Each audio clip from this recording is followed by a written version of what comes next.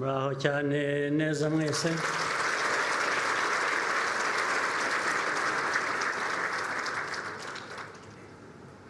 Ndishimye kubona umwanya kuri uyu mugoroba duhurira hano. Ngira ngo batubwiye ko mwagize ibiganiro byiza guhera ejo n'uyu munsi. Nagira ngo mbibashimire, nagira ngo nshimire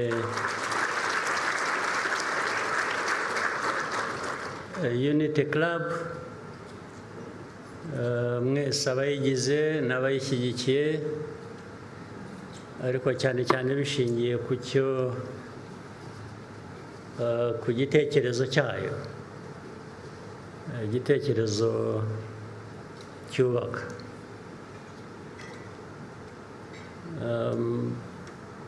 Urebye rero uko muri hano, ubuyobozi bw'igihugu bwose buri hano,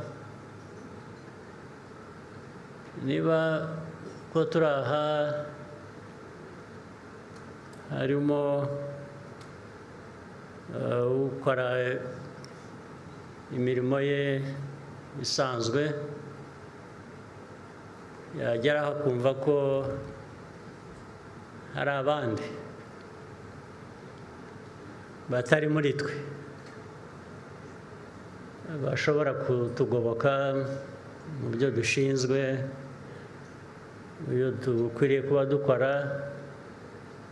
kugira ngo bikunde, ngira ngo yaba yibeshye.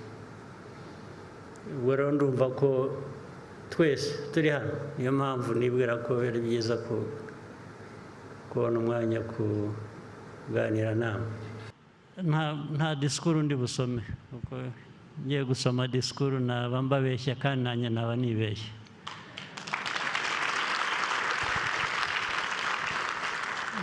Reka tukigire ikiganiro nk'uko na mbere hose bambwiye ko mwagize ibiganiro bitandukanye guhera ejo.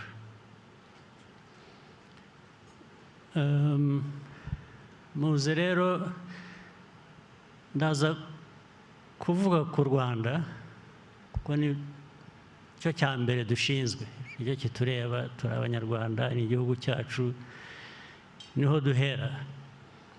Hanyuma ndaza kugera no nta gihugu kibaho nk'ikirwa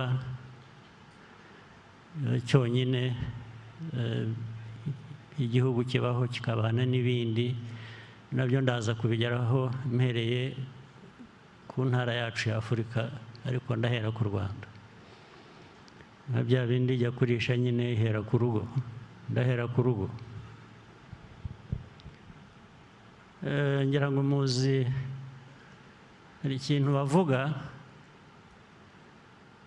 ndakuvuga mu rurimi rw'amahanga, baravuga ngo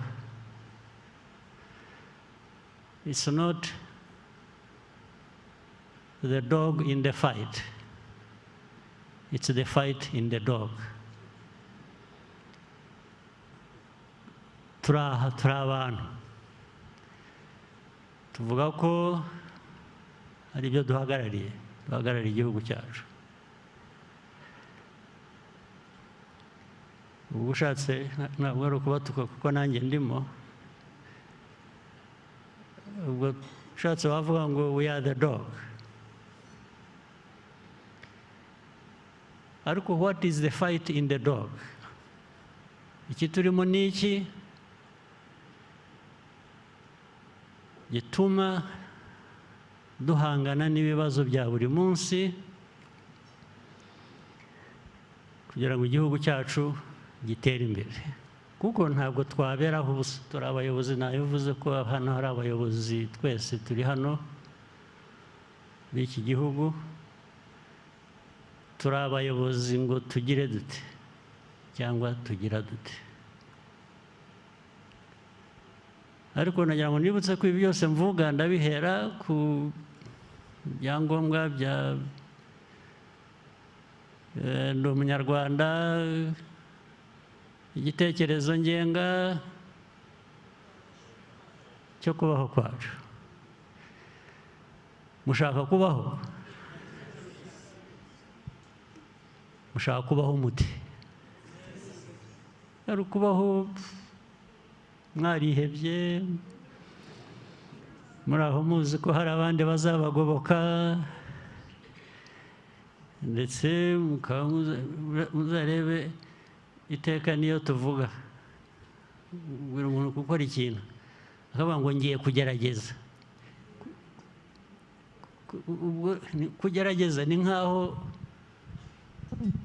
wavuze ko bigoye ugiye kwitanga, wavuze gusa ugiye kubikora.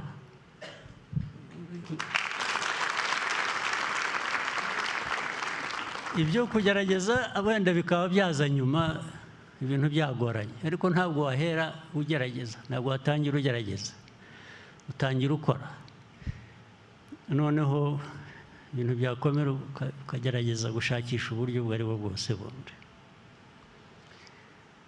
Muri uku kubaho kwacu kuvugwa, uko tubayeho, hari impamvu uhitamo uko ushaka kubaho.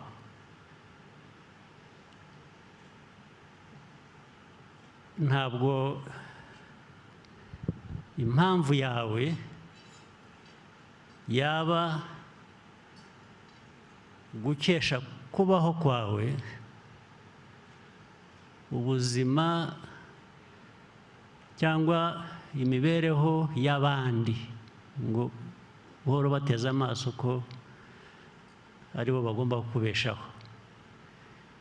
Ariko bibaye n'ibyo, kuki utakwibaza se, kuki wowe wabatega amaso ngo ubeho, ubwo kuki batagutega amaso ariko ngo babeho? Cyangwa kuki buri wese atereba undi ngo amusangemo igishobora kumubeshaho, ariko nawe abikorera uwo nguwo cyangwa abandi? U Rwanda rwacu aho ruvuye, aho rugeze rwose, navuga ko bishingiye kuri mwebwe muri hano, ndetse n'Abanyarwanda muyobora nabo babigiramo uruhare, ibyo nta gushidikanya. Ariko iteka kugira ngo ibintu bigende neza kurusha, wajya wibaza utari ku jyewe giti cyanjye, uruhare rwanjye ruruhe, umusanzu wanjye ni uwuhe? Ntibibe ko ugendera gusa mu bandi ngo tubigezeho. Twabigezeho koko, twabigezeho ni twese, ariko ukareba ko utagendera ku bandi gusa, ahubwo nawe koko ubarimo, ufite uruhare, utanga umusanzu wawe. Ibyo ni ngombwa, nta kuntu wabica iruhande. Ariko mpereye aho ku Rwanda rwacu, ku buzima bwacu, ku mateka yacu, reka nyashyire muri rusange duhuriyeho n'abandi. Hari ikintu mpora nibaza, mbazwa buri munsi, nanjye mbaza abandi, ariko ntigisobanuke neza. Bigatuma rero umuntu ashobora kureba ngo burya muri ibyo byose dufitanye isano n'abandi, no mu mibereho yaba ishobora kuba itanashimishije cyane nk'uko bikwiye, kandi bishoboka ko byaba byiza ku buryo bukwiye. Ibyo mvuga ni iki? Uko twese turi hano, abantu bafite ubushobozi butandukanye ndetse no gushishoza bitandukanye. Ibyo ubundi ni byiza iyo bihuye, iyo bihujwe muri ubwo buryo butandukanye, bituma twese twatera imbere. Ariko rero ihurizo riri hano. U Rwanda, Afurika, mu myaka 50 ishize, akaba ariho mpera no kwirwa njya kure cyane, 50, 60, twari turi hehe? Aho twari turi myaka 50 ishize, 60 ishize, urebye biri hafi gusa naho turi nyuma y'iyo myaka. Ndababwira impamvu. Ndababwira impamvu ntanga urugero rwacu nk'Abanyafurika, nk'Abanyarwanda, n'aho abandi bageze bari hanyuma cyangwa se basaga natwe muri iyo myaka 50 ishize cyangwa se 60. Ubu bakaba badukubye, wenda nta nubwo navuga ngo ni inshuro ebyiri, sinavuga ngo ni 3, sinavuga ngo ni 10, badukubye inshuro 100, 100. Murabyumva?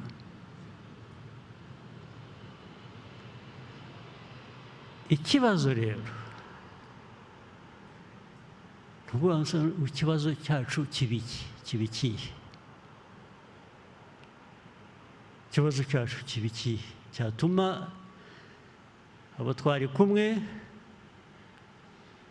abo twari ku rugero rumwe, myaka 50 ishize, 60, batera imbere inshuro 100 zirenze twe turaho.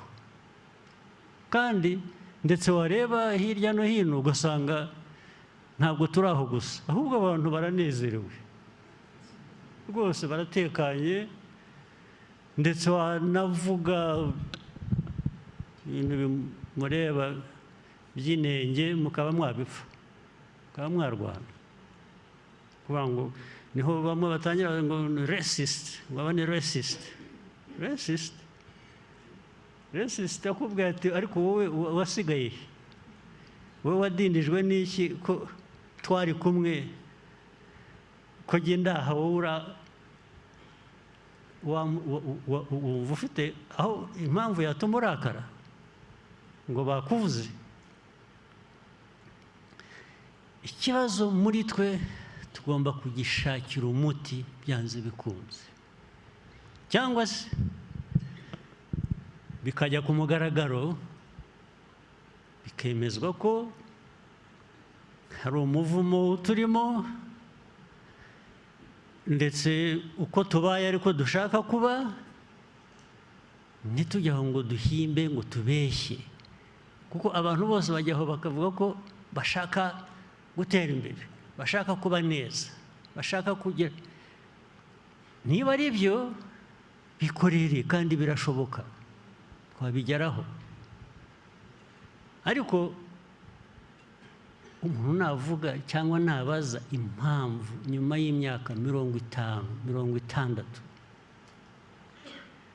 twaba turaho dusabiriza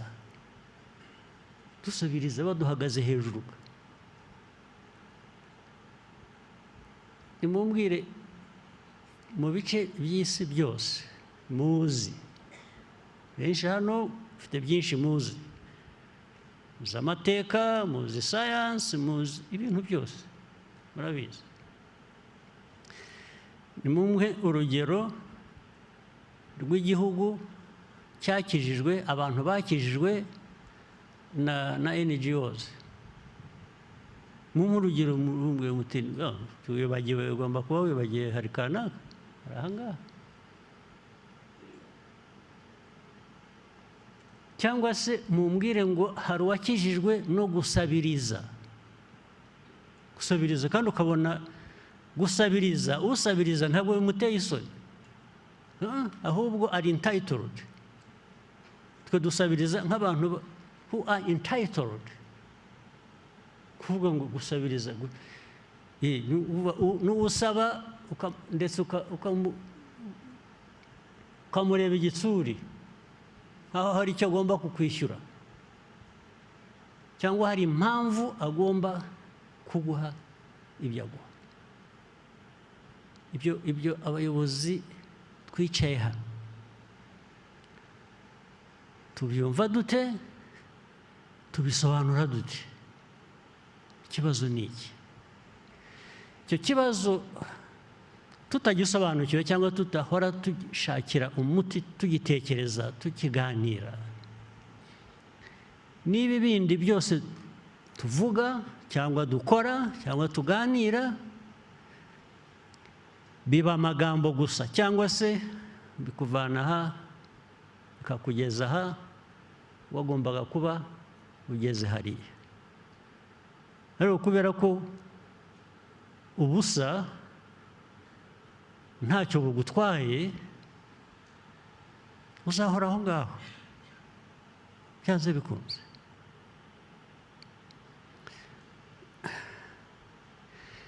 Rero umuti wabyo ntabwo muraza kumfasha namwe, mumfashe ku buryo butandukanye. Ubwa mbere mumbwira ati ariko wowe uravuga ibiki ko tutanabyumva, ibibazo byawe wumva ufite mu mutwe ko tutabifite. Munyereke impamvu, rwose ndabakurikira, ndabumva, ndajya mu nzira yanyu. Cyangwa se mubiye mutari ko impamvu ni iyi ngiyi, ariko nabwo ndaza kongera nkubaza ikindi kibazo. Impamvu niba muyizi ariyo ngiyo mushobora kuba muvuga,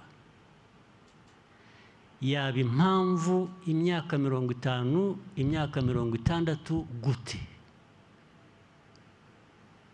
Igahora ari impamvu buri gihe cyose utabona aho bizagarukira.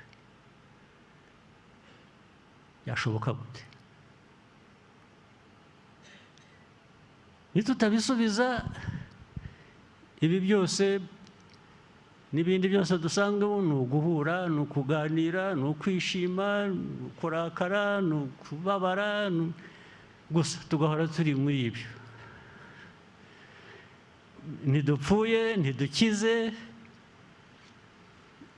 twibereyeho dutyo, kandi tubayeho mu mutima wacu tukumva ko tubayeho neza, ndetse yakomeza twageze ku ndunduro twashobewe tuti ni ibya Nyagasani, tukabitura Imana. Iyo nzira tuzi kuyiyoboka rwose y'ibintu tukajyaho. Ni ubwo icyo bivuga ni ukuvuga ngo wivanyeho responsibility, wishyize ahandi hantu tutanazi cyangwa tutanabona, kuko ntiwavuga ngo ni iyanjye cyangwa ni akanaka cyangwa ni akanaka kuriya. Niyo mpamvu rero uhita kuri twe rero dufite iby'umwihariko nk'Abanyarwanda. Ni Nahimana,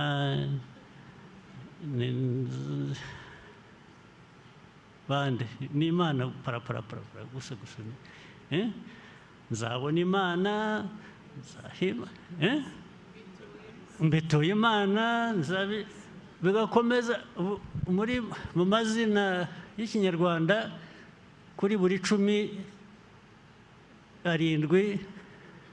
ni aha Nyagasani, ni aha Prime Minister inshuti wanjye ari hano, ni Ngirente.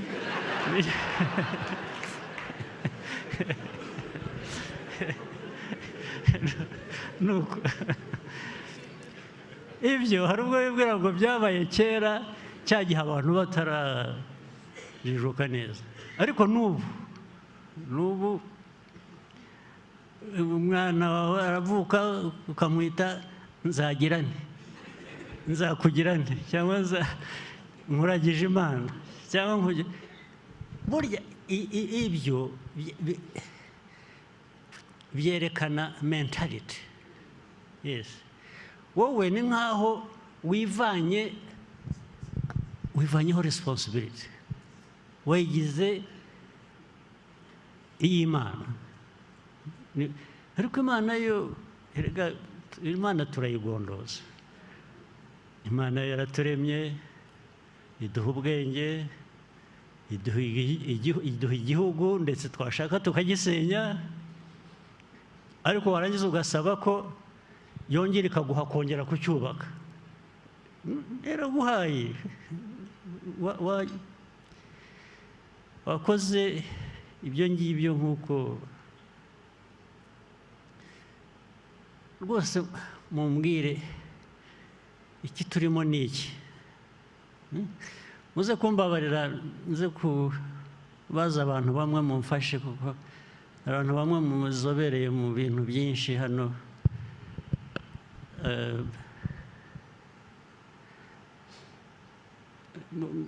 Kugira ngo tugire ikiganiro cyihuta tuze kubigira bigufi, ariko reka mpere kuri Olivier.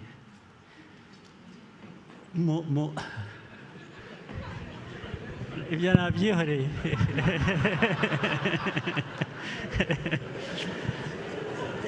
Yashatse aho abihungira, ariko ndamwihoreye.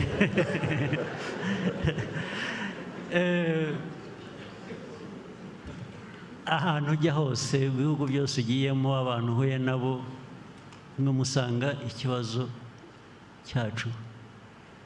Reka wenda mbivane ku Rwanda gusa mbigere bya Afurika. Abanyafurika ikibazo dufite ni iki?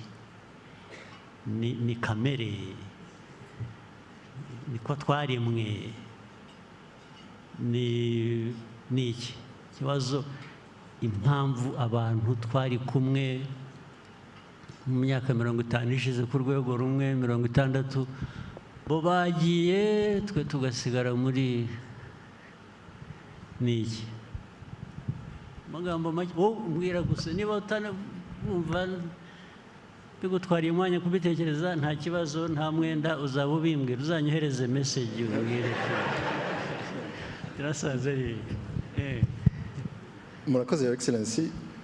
Ikibazo abanyafurika dufite ni ikibazo cy'imico mibi ijyanye n'imiyoborere, natwe tukageza aho tukumva ko ariko tumeze, ko ariko tugomba guhoraho, ku buryo niyo bakoroni baradusigiye ubukungu bugeze ku rugero runaka, ugasanga nyuma yaho ahubwo igihugu gitangiye kumanuka mu by'ubukungu, kuko hari ruswa, hari kutumva yuko igihugu ari icyacu, ko tugomba kwiteza imbere, ko tugomba guhora mu bukene, ku buryo ndetse hari n'ibihugu bya Afurika biba graduated bikava muri bya bihugu bikennye bya LDCs, byagiye mu cyiciro cyisumbuye, ahubwo bikajya kurobinga ibindi bihugu ngo tubyange, ngo bashaka kuguma bakennye, kuko nibazamuka bazishyura amafaranga menshi kurushaho muri UN, bazagira avantage batari bafite, avantage bari bafite bagiye kuzitakaza, ku buryo rero usanga hari ibihugu nk'ibyo ngibyo byumva ko avantage ubwo zikaba ari izihe? Avantage yuko babahera ibintu busa, babahera ibintu busa, bacuruza ku busa, ntihagire, bakumva ko ariko bagomba guhora bameze, ntihagire n'iyo pride yo kuvuga yuko no kuva mu bukene ari ikintu cyiza, kandi bagomba kubishyiraho the means yo kugira ngo badutere imbere. Ariko se nk'ibyo, hari isomo dukeneye ku muntu uwo wese, ubukene, kumenya ububi bwabyo, buriya tugomba kubyigishwa, aribwo turimo. Waba urara ubusa, ukagomba kwigishwa ukuntu inzara iryana. Hari ikibazo ariko ubu kuri twe giteye ubwoba. Okay, asante sana. Charles Muregane. guheruka kera reka nawe wakoze muri foreign affairs wahuye n'abantu wabaye muri Amerika wabaye banye n'Afurika benshi n'Abanyaziya rwose akamenyetso niyo kaba ari kamwe gusa dufite iki kibazo tugishakira umuti naho ubundi karabaye ikibazo njye mbona twigeze no kukiganiraho mu kiganiro twagize ikibazo ni ubuyobozi bubi tugira abayobozi bikunda badakunda abo bayobora nicyo Olivier yavuze mu by'ukuri buri impamvu banga ko bagraduatinga ni ukugira ngo bakomeze babone ayo mafaranga basabiriza atagera kuri ba bandi b'abakene bayasabirize bayitwarire kuko ntibakunda abo bayobora mbona ari cyo kibazo gikomeye abantu ntabwo bakunda abo bayobora bajya mu buyobozi bashaka kwikiza ubundi umuyobozi nyawe arya nyuma leaders eat last ariko dufite abayobozi who eat fast kandi ntibasigaze nicyo kibazo dufite muri Afurika kinini barya fast and alone bonyine bagira uwo basigira numva icyo ari cyo kibazo gikomeye kuruta ibindi icyo ni ikibazo kirahari kirumvikana ariko ikitumvikana still nubwo nemeranya nayo rwose kubyuvuze kuki byaba kamere y'Abanyafurika y'Abanyarwanda gusa the explanation is valid yenda yumva ariko jese numva the uniqueness impamvu cyaba icy'Abanyafurika cyangwa icy'Abanyarwanda ntabwo ndacyumva nicyo ntekereza nkashakisha sinyumve ariko icyo byitekereze nta kibazo ibyo biragoye kubisubiza yenda twaza kubaza Leo Mutesa ugira genetics akabitubwira hari ahantu yicaye hariya nagerageze ahora yiga genetics ashobora kugira icyo atubwiraho aka kantu ka genetics gashobora kuba karimo wakoze your excellency nibyo koko twese abantu ku isi abazungu n'Abanyarwanda n'Abanyafurika duhuza koko genes duhuza uturemangingo ndangasano ariko uburyo habaho expression cyangwa se uburyo bitanga icyo bijyagombye kuba bitanga biratandukana ku bigendanye n'ikibazo koko nk'uko mwakibazaga biragoye kubihuza na gene ahubwo hazamo n'ikintu cyitwa environment cyangwa se uburyo umuntu abayemo aho abantu babaye nibyo twahoze tunavuga mu kanya byitwa epigenetics hari ibyo utavukana ukabigirwa nuko ubaye muri environment none bigatanga icyo nature and nurture yes ariko still nabwo there is a question around that hari ikibazo kuri ibyo environment tubayemo ubundi should spoil us yarikuye kuba the environment ntabwo it's not so challenging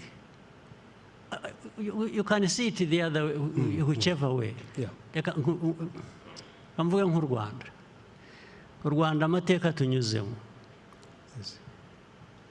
hardships tubonye ibi byose byatubayeho ubundi those hardships should have taught us a lesson kuba ngo duhaguruke you have to survive hari instinct ya survival yes that does not apply to us then actually hari environment nziza nayo tuba dukwiye kuba twa-exploiting ahubwo nabwo ikatuma twagira icyo dukora kuba dufite imvura ibonekeraho turagera no kushakisha irrigation cyangwa ibiki byo nabyo birakenewe ariko bizaza hanyuma imvura irahari ihagije hari byinshi nk'Abanyafurika abandi bo ubutaka bwuzuye ubukungu ahubwo abandi baraza bakiyorera bagatwara. Ukumva rero environment nayo imibereho yacu vis-a-vis environment defeats logic.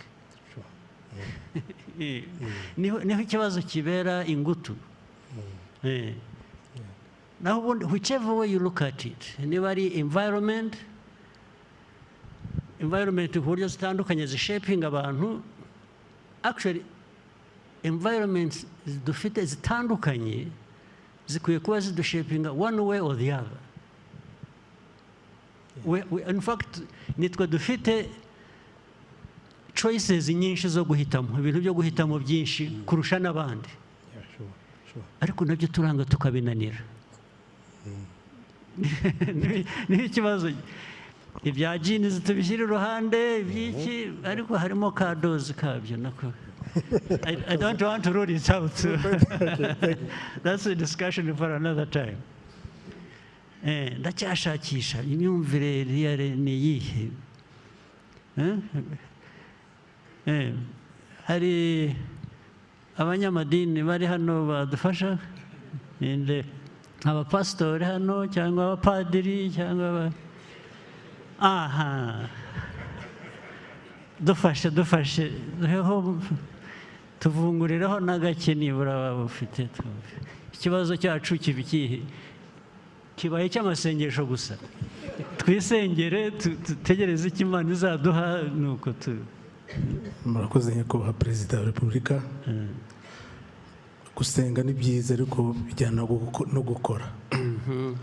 Ikibazo rero mbona kiri muri Afurika utabona muri Aziya cyangwa ahandi, mbona ari uko abakoloni batwambuye iki tugize icyo twari cyo, natwe turabyemera. Icyo gihe rero nibo banyumvishije ko ntari umuntu wuzuye nkabyemera, nzajya mu bitekerezo bye antekerereze, afatira ingamba, nkora ibyo ashaka, ninshaka gukora byanjye bavuge ko bituzuye nanjye mbyemere. Nabyo ni byo nyine, nibyo rwose. Ariko twemerera iki? Nicyo ntarumva jewe. Twemera dute? Kandi tukemera twese, kuko turatandukanye. Ibyo navugaga, turi abantu batandukanye bafite ubushobozi butandukanye, bafite imyumvire. Ubundi iyo tubihuje bikwiye kutuviramo igisubizo cy'ibintu bimwe. Twese twahurira ku kwemera uko batwangije gute, twabihuriraho dute? Rwose mumbwire, twabihuriraho dute ku buryo tubyemera? Baraturimbuye, baratwishe, turemera. Okay, nabyo bifiteho bishingiye. Sinzi, asante sana, sinzi niba hari undi wadufasha. Inde ariko ikindi rero navuze kudufasha,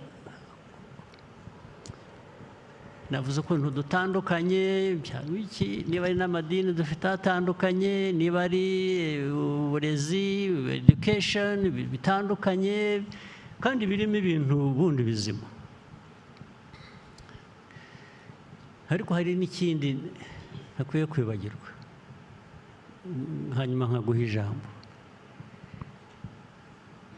Ubu bisigaye ari abakuru, abasaza nkatwe, ari abato, nabo ugasanga ni inzira imwe. Ibyo byo ni ibiki?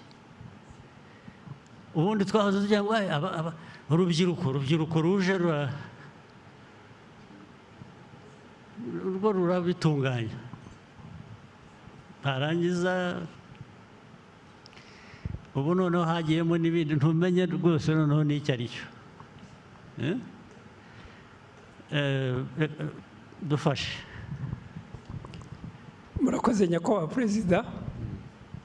Akeka ko ikibazo kiriho koko, ariko umuzi wacyo ni uko hari uko abantu badushatse bakanatugira natwe tukabyemera. Yes, ariko aho niho ntarumva. Numva rero aho ngaho kugira ngo ari Nsengimana ari jye kwanza n'uwasenze Imana arasa nkanjye utanayisenze. So byose ikibazo cyabaye iki? Ikibazo ni uko tutemeye ibya mbere y'uko batugira, kuko ntabwo twahoze tumeze dutyo. Twese twanyoye, baduhaye, baradutamitse twese tugendera. Oya, ikibazo ni iki? Numva nge kandi niyo mpamvu n'u Rwanda rutangaza, ni uko igihe cyageze mu Rwanda tukavuga ngo oya, dufite n'ibyo se ndabyemera. Yego, wenda ntibiragera mu icumi abavuga ngo ya ni 3. Ariko niyo nzira. Ariko kubera iki? Erega iyo nzira hari impamvu. Impamvu za mbere ni uko twibwira yuko bariya hari ibyo bafite baturusha kandi tudashobora kugeraho. Urabigira ikintu kiri aho kiri complicated ngo batugira cyangwa twibwira. No, ni mwebwe nyine. Sobanura wowe urinda kubyemerera iki? Aho rero numva nge dufite imbaraga ubundi buri muntu, ariko noneho igihugu n'abaturage b'igihugu bishyizemo imbaraga bafite n'ubundi bakavuga ngo ibyo ndabyanze. Bishyizemo imbaraga, iyo ni theory. Ndavuga bate. So let's talk about how and ni ukuhaguruka ukarwanya bya bindi. Ni uguhaguruka ukabirwanya. Noneho ukiyemeza yuko n'ubundi ntawe wakugira, ugomba kwigira. Ugomba kwigira kuko bigomba gutwara imyaka ingahe kugira ngo tubyumve? Ubundi bigomba kwihuta. Iyo wabyumvise birihuta. Okay. Dr. Biruta, wadufasha? Give us your take on that. Murakoze, Your Excellency. Ntabwo nzi neza niba ngiye kubafasha, kuko kuva mwatangira iki kiganiro nakomeje kuzenguruka ndeba Afurika, ahubwo nkabona ko nyuma y'imyaka 60, 70 n'uyu munsi turacyavuga ngo abakoloni batugize ibi n'ibi. Ndetse ukabona n'ibihugu bimwe wenda bitasigaranye ibibazo nk'ibyo twagize mu Rwanda, abakoloni badusigiye by'amacakubiri n'ibindi, ahubwo uyu munsi ukabona barimo baraganayo. Barimo barajyayo rwose. Ingero ni nyinshi, ntabwo zavuba aha ngaha, ntabwo nakwirirwa mvuga ibihugu aha ngaha, wenda twagarukira ku Rwanda. Ariko urabona ibihugu 1, 2, 3 bigenda bigana muri za nzira zo gusenya n'ibyo bari bamaze kugeraho, n'ibyo bagombye kuba barubakiye mu myaka 60, 70. Ibiriya bya environment Dr. Mutesa yavugaga nabyo ntabwo bifata, kubera ko ibindi bihugu byanyuze mu nzira cyangwa se byari bikennye nk'ibyacu nk'uko mwabivugaga, nabyo byari bifite environment yabyo igomba kuba itari inoroshye, ariko byabivuyemo bigera aho byigeze. Ikibazo gikomeye rero mbona ni imyumvire dufite, tugomba guhindura, tukumva ko niba tuvuga igihugu ni icyacu, nta n'undi ufite responsibility yo kuzakemura ibibazo byacyo, ni twebwe. Ikindi cya kabiri, abandi inzira banyuzemo turanayizi, ubu ngubu hari byinshi tutagomba guhimba, ariko icyo kintu cyo kwiyumvisha ko ibibazo dufite nitwe tugomba kubikemura, ibihugu tuvuga ni ibyacu, u Rwanda ni urwacu, kandi tukifitemo ubushobozi bwo kuba twaruvana aho turi uyu munsi tukarugeza ahandi aho twifuza. ngira ngo inzira yo twarayitangiye, wenda ntitwihuta nk'uko bikwiye, ariko ngira ngo tugomba kwiyemeza. Ahari wenda nihagira ibihugu kimwe bibiri bitangira kugana iyo nzira, wenda bizakurura n'ibindi bizi. Ariko ikibazo si uko twaremwe, ikibazo si environment tubamo, ahubwo wenda yaba ituma iroroshye ku buryo itatwihutisha gukemura ibibazo. Ikibazo ni twebwe, ni imyumvire, ntabwo tuzakomeza. Muri make ni amayobera. Turacyashakisha, ntabwo turabyumva. Asante. Ariko reka kuvuga ubuyobozi nibyo, abayobozi nyine inshingano bafite ni uguhora bashakisha uko ayo mayobera yagenda asobanuka akagira ikivamo. Ariko dufite ikintu ndaza kubabwiramo sitori zimwe na zimwe, nubwo turi benshi cyane, ariko ngira ngo biraguma hano, wenda ntibizajya bijya hanze.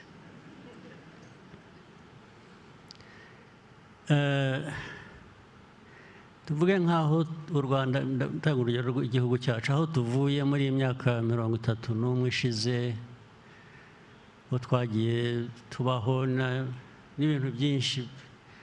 Ubundi intambara zagiye ziba, uko igihugu cyagiye cyubakwa, noneho ugasanga no muri twe twari tuyoboye iyi struggle n'abayirimo bose n'iki, ngira ngo hari aho abantu bagera bakumva batikorera, bafite abandi bakorera. Ndaza kubaha urugero bifatanye, buriya kwiyima kuba wowe no kwigenera ibyo ukwiye kubukora ntabwo ari iby'abakoroni gusa, ahubwo abakoroni bakoresha bamwe muri twe nabo kuba ari bo bayoborera abandi, ibyo kudutegekesha abandi cyangwa ibyanyu kudutegeka zero.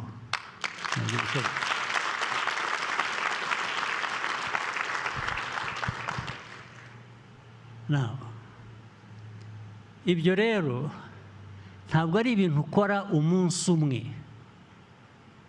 ngo ubundi wibagirwe cyangwa bigomba kujya mu buzima bwacu, mu mibereho yacu, uko dukora ibyo tugomba gukora.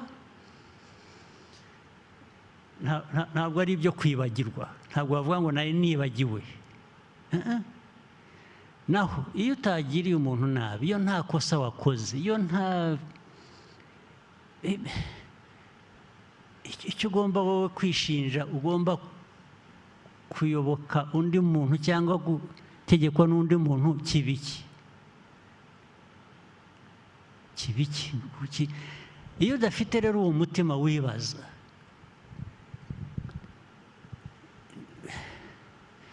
your subconscious mind, your mind, iyo udafite kwibaza impamvu ngiye gukora iki, impamvu, inshingano ufite ni iyi ngiyi, iyo utabyibaza rero, abanyafurika cyangwa abanyarwanda banza dufite icyo kibazo, turagifite pe, ku buryo ndetse icyo dushinzwe tukwiye kuba dukora twebwe bigeraho bigasa nk'aho hari undi utegereje wabikora atari wowe. Ariko wategereza, wagira ute, bigufiteho ingaruka byanze bikunze. Niho nahereye mvuga, wenda ingaruka zimwe kuri twe ntabwo zitubangamiye nk'uko abandi zibabangamiye, ariko mpora nibaza ubwo busumbane bw'abantu twebwe nk'u Rwanda, noneho no hagati yacu rero ariko uzi ko aya mateka y'u Rwanda tunyuzemo yacu nabwo ntabwo twigeze twibaza ariko turakorera ndi urasenya urica hanyuma uzabibazwa ninde ingaruka ibiyande ariko tukajyaho gusa ugasa n'uhumirije ugashyira igitambaro ku maso tukagenda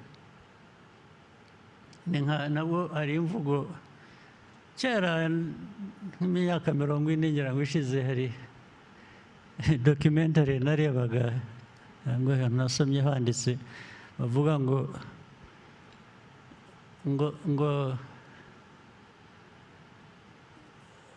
don't worry about where you are going so long as you are on the way. Murabyumva? Ubu rero natwe we are on the way, but but where we are going tuzaba tubimenya. I mean, do you really want us to be like that? Mwumva abantu bakwiye kubaho baryo. Ubu twarihebye kugera aho ushobora kuvuga ngo reka tubeho uko tubayeho sakindi zawe ibyara ikindi koko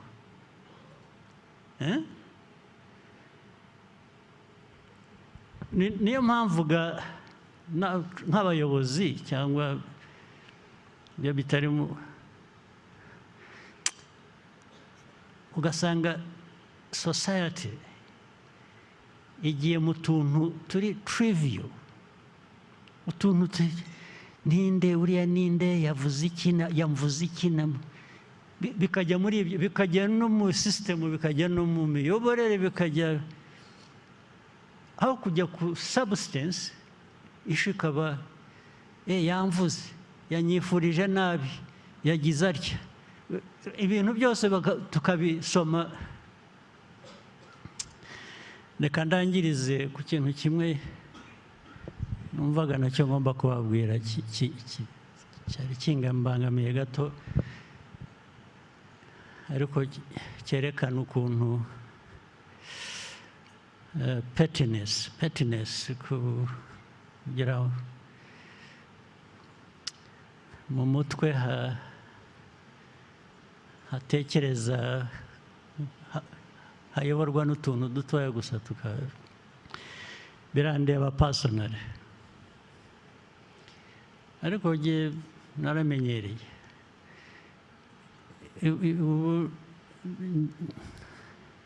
ndi immune ku mijugujugu immune mu kinyarwanda biruta n'iki kuba immune kuba immune akingiwe kera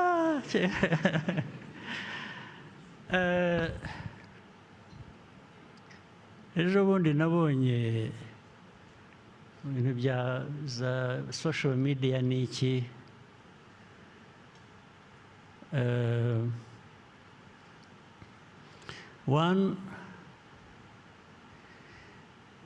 nabonye bavuga ko yewe ntegura umukobwa wanjye kuzayobora igihugu ariko ye uwanteguye ninde mbanze mbabaze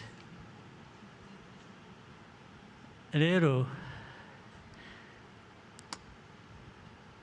hanyuma ariko ndababwira n'ibindi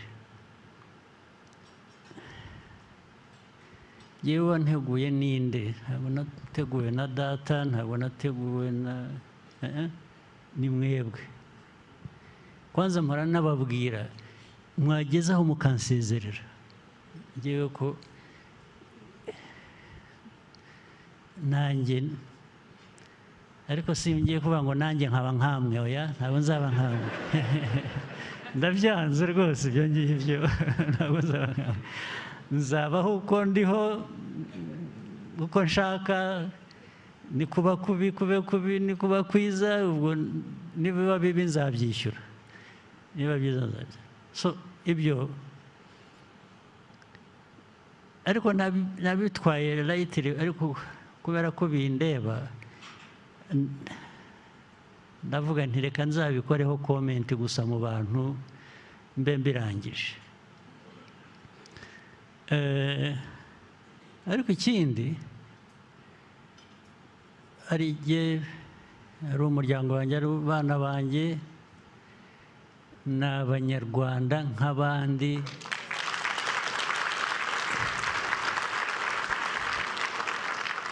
bazabeho uko abanyarwanda babayeho, babeho uko babayeho mu buryo bwa buri munsi. Buriya abana banjye babiri bamaze kujya mu gisirikare. Nashatse ko bajyamo ari batatu kuko bafite ari abahungu, ariko umwe arananira avuga ko atabishaka.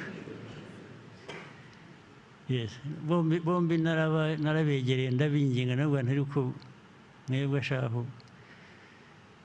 Ariko impamvu nayo nayibabwiraga.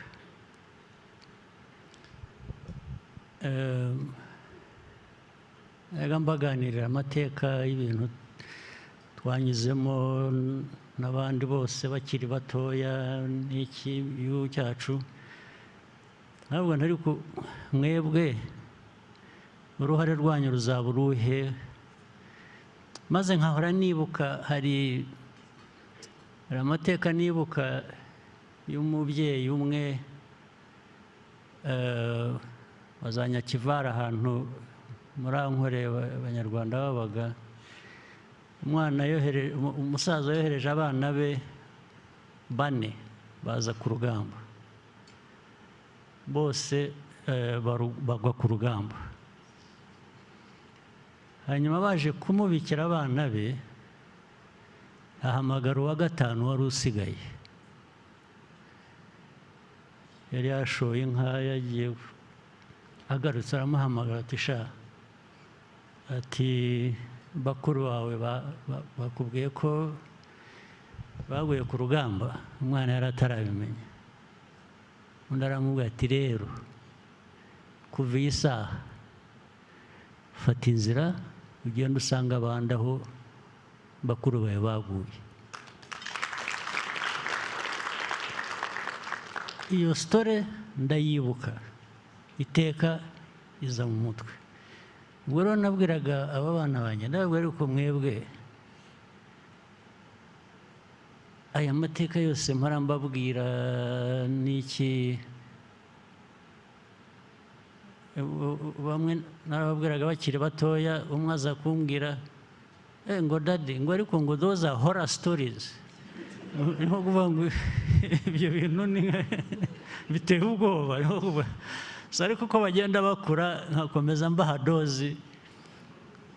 Okay, so bamaze gukura abahungu ndababwira 2 rwose bo barabikunda, barabishaka ko bazajyayo. Undi niwe wavuze yabigiyemo, ntabwo atari ko ntabwo bijyanye numva nshaka kumera. Ndavuga nti nawe kora ibyo ushaka, niba udashaka kubijyamo kora ibyo ushaka. Ntabwo ese urashaka gukora iki? Ati yewe, ati ndashaka gukora amafaranga. Ati nindagiza kwiga nzajya muri business.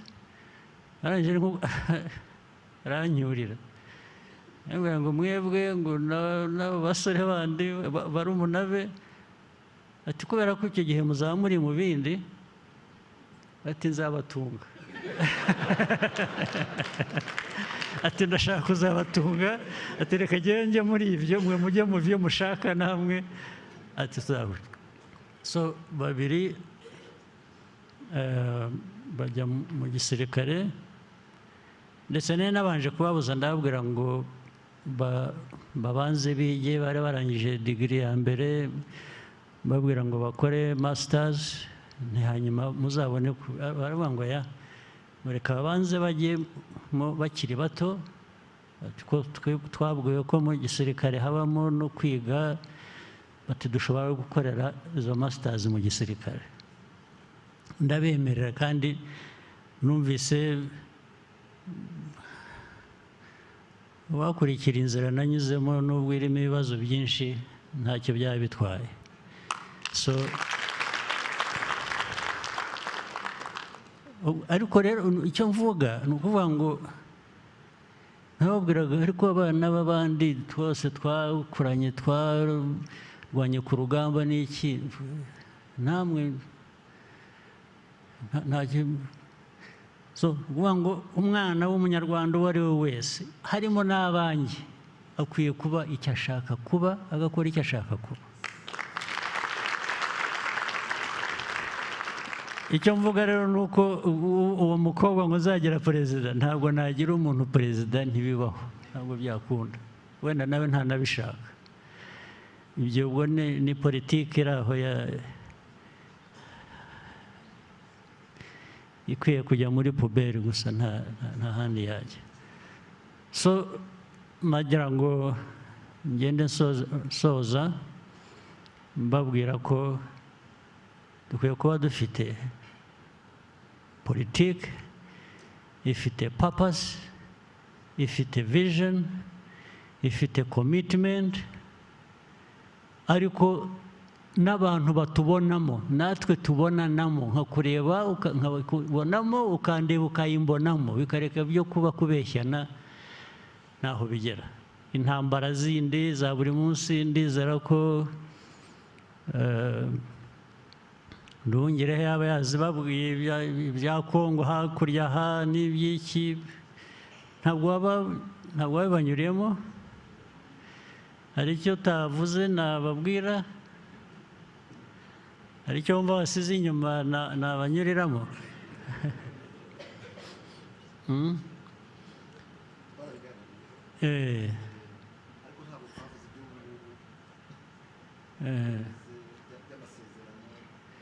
Nta by'amasezerano, politike yabyo muri rusange niyo abantu bakwiye kumenya, n'iby'amasezerano ni ibintu biri aho birimo uburiganya bwinshi n'iki, ariko nizere ko wababwiye ko muri ibi byose dukora, tuvuga, tubana n'abandi, turwana n'abandi, twaciye umurongo kera uvuga ngo igihungabanya u Rwanda cyo ntabwo twakihanganira.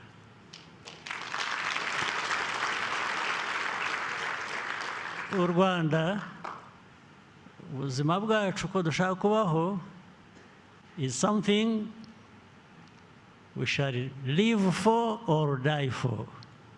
So there are no two ways about it.